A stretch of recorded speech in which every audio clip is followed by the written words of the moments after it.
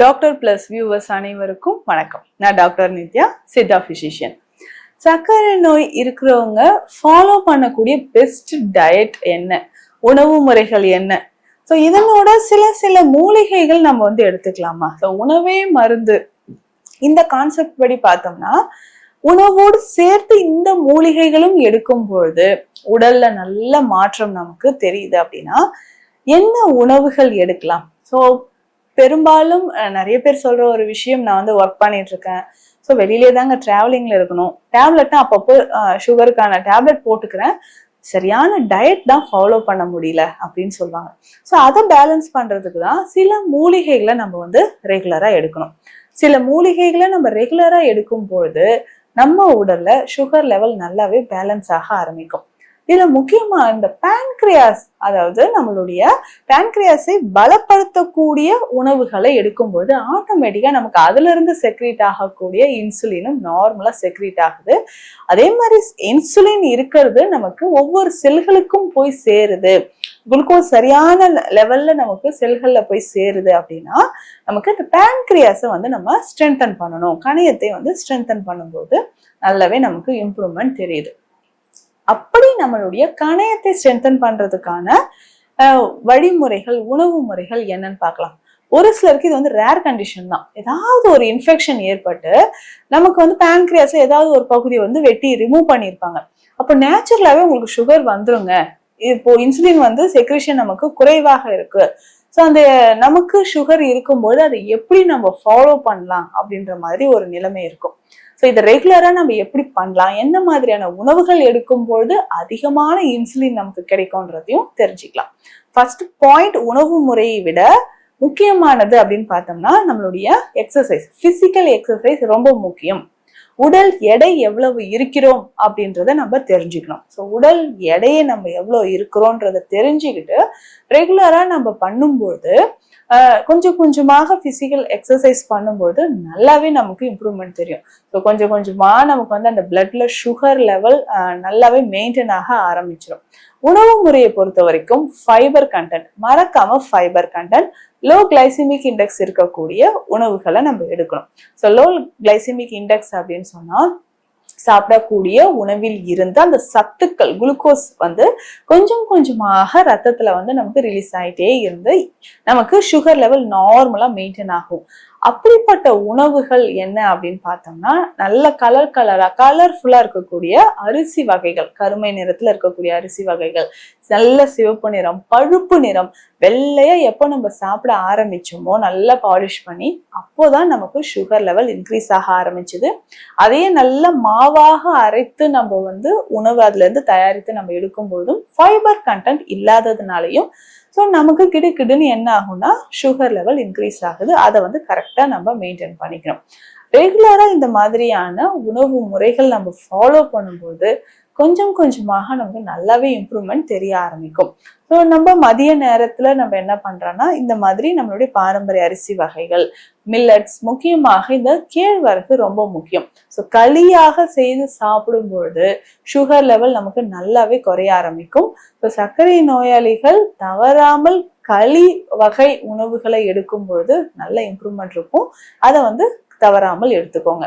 சரி, இது ஒரு பக்கம் இருக்கட்டும். அடுத்ததாக ஃப்ரூட்ஸ் அப்படின்னு சொல்லும்போது ஃப்ரூட்ஸ் சொல்றாங்க, வெஜிடபிள்ஸ் நிறைய எடுக்க சொல்றாங்க. எதுங்க நம்ம நிறைய எடுக்கலாம்?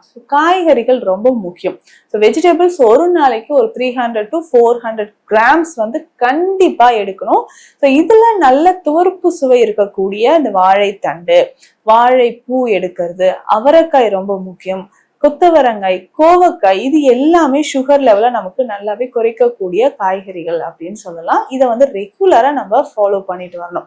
அதுலயும் முக்கியமாக இந்த பீர்க்கங்காய், இந்த பீர்க்கங்காயை அடிக்கடி நம்ம கூட்டு மாதிரி செய்து நிறைய சாப்பிடணும். பீர்க்கங்காய் நிறைய சாப்பிடணும். ஒரு சிலர் என்னன்னா இதுல பருப்பு எல்லாம் நிறைய சேர்த்து கூட்டு மாதிரி சாப்பிடுவாங்க.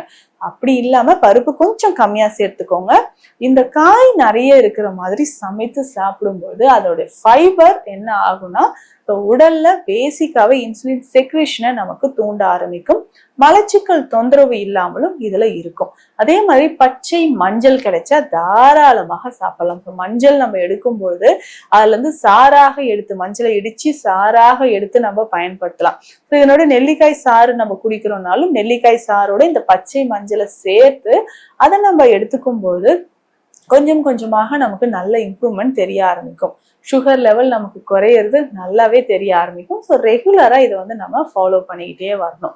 இரவு உணவு கொஞ்சம் கவனம் செலுத்தணும். ஸோ ரொம்ப லேட் நைட்ல இந்த இரவு உணவை சாப்பிட்றதையும் நம்ம தவிர்த்துக்கிட்டே வரும்போது நம்ம உடல்ல நிறைய மாற்றங்கள் தெரிய ஆரம்பிக்கும். ஸோ இரவு உணவு அப்படின்னு சொல்றது பொதுவாகவே ரொம்ப லேட்டா நேரம் கடந்து நம்ம இரவு உணவு எடுக்கிறத கொஞ்சம் தவிர்த்துக்கணும்.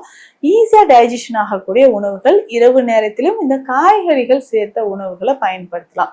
சரி, இதுலோட நமக்கு சுகர் லெவலை குறைக்கிறதுக்கு நமக்கு துணை செய்யக்கூடிய மருந்து வகைகள் என்ன, இல்ல இந்த உணவோடு சேர்த்து இதையும் நம்ம எடுத்துக்கலாம் அப்படின்னா என்னென்ன மருந்து வகைகள் அப்படின்றதும் பார்க்கலாம்.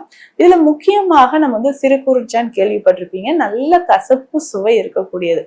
இந்த சிறுகுறிஞ்சான் அப்படின்னு சொல்றது இதனோட சேர்த்து சில மூலிகைகளை பயன்படுத்தும் போது நம்ம ரத்தத்தில் இருக்கக்கூடிய சர்க்கரை அளவு நமக்கு நல்லாவே குறைய ஆரம்பிக்கும். சரி, இந்த சிறுகுறிஞ்சான் பொடி இருக்கு இல்லைங்களா, இதனோட வால்மிளகு, சீரகம், ஓமம், வசம்பு இது எல்லாமே சேர்த்துக்கணும். இப்போ சிறுகுறிஞ்சான் பொடி 100 கிராம்னா இந்த மூலிகைகள் எல்லாமே 20 கிராம், ஒவ்வொன்றும் 20 கிராம் எடுக்கணும். சரி, வசம்பெல்லாம் இதுல சேர்க்கும் போது நல்ல ஒரு ஃபைபர் கண்டென்ட் இருக்கக்கூடியது. சுகர் லெவலை நமக்கு நல்லாவே குறைக்கும்னு சொல்லலாம். இந்த பொடி மருந்தை நம்ம நல்ல வெந்நீர்ல கலந்து ஒரு நாளைக்கு 2 வேளை உணவு எடுப்பதற்கு முன் ஒரு நாளைக்கு 2 வேளை நம்ம ரெகுலரா யூஸ் பண்ணும்போது நம்ம பிளட் சுகர் லெவல் நல்லாவே குறைய ஆரம்பிக்கும். சுகர் லெவல் ரெகுலரா நமக்கு குறைஞ்சிக்கிட்டே வரும். அதே மாதிரி அதிகமான உடல் பருமன் இருந்தாலும் இது நமக்கு இந்த மருந்தை எடுத்துக்கலாம். ஏன்னா சிறுகுறிஞ்சான் நல்ல கசப்புத்தன்மை இருக்கக்கூடியது, உடல் உஷ்ணமும் இதுல அதிகரிக்கும். அதை பேலன்ஸ் பண்றதுக்கு தான் மற்ற மூலிகைகளை இதனோட நம்ம சேர்த்திருக்கோம். ஏன்னா சித்த மருத்துவத்துல ஒரு மருந்து செய்யும் போது அதனுடைய ஒவ்வொரு மூலிகைக்குமே இருக்கக்கூடிய தன்மை, வெப்பத்தன்மை இருந்ததுன்னா அதை பேலன்ஸ் பண்றதுக்கான சில மூலிகைகளை, குளிர்ச்சி தன்மை இருக்கக்கூடிய மூலிகைகளை சேர்த்து மருந்தாக செய்வோம். அதே மாதிரிதான் இந்த மருந்தை நம்ம பயன்படுத்தும் போது சுகர் லெவல் நல்லா குறையும். பேன்கிரியாஸும் நமக்கு ரொம்ப ஆக்டிவா இருக்கும். இதுல முக்கியமாக சுகர் மட்டும் கிடையாது, பிபி, கொலஸ்ட்ரால், இதயம் சம்பந்தப்பட்ட பிரச்சனைகள், மலச்சிக்கல் தொந்தரவு இருந்தாலும் இந்த மெடிசனை தாராளமாக பயன்படுத்தலாம். இந்த பதிவு உங்களுக்கு பயனுள்ளதாக இருக்கும்னு நினைக்கிறேன். மீண்டும் அடுத்த பதிவில் சந்திக்கலாம்.